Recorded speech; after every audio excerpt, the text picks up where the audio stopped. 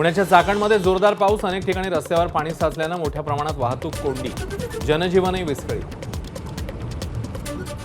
सांगलीच्या मिरज शहरात वादळी वाऱ्यासह अवकाळी पावसाच्या सरी, अनेक ठिकाणी घरांचे पत्रे उडाले, नागरिकांची धावपळ.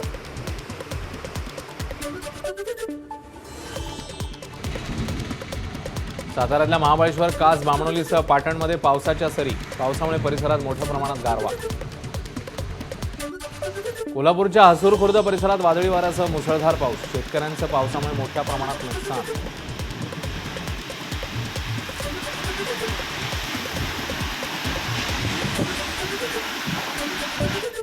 महाबळेश्वर परिसरात अवकाळी पावसाच्या सरी, पावसामुळे वातावरणामध्ये गारवा वाढला.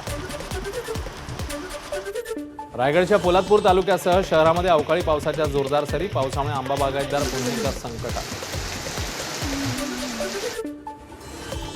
निवडणुकीच्या आदल्या दिवशी रात्री उशिरापर्यंत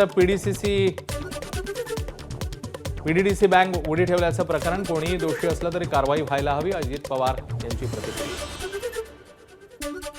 पुण्यामध्ये देवेंद्र फडणवीसांच्या सभेने महायुतीचे उमेदवार मुरलीधर मोहोळ यांच्या प्रचाराची सांगता. या निवडणुकीतली फडणवीसांची 100वी सभा. सरंजामशहा मानसिकतेत जन्मलेल्या पवारांना मोदींचं सरकार जावं असं वाटणं स्वाभाविक.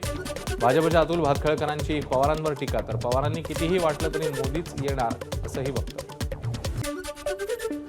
कितीही गुन्हे दाखल झाले तरी घाबरत नाही, हैदराबादला जाणारच, हिंमत असेल तर अडवून दाखवा, नवनीत राणांचं ओवेसी बंधूंना आव्हान.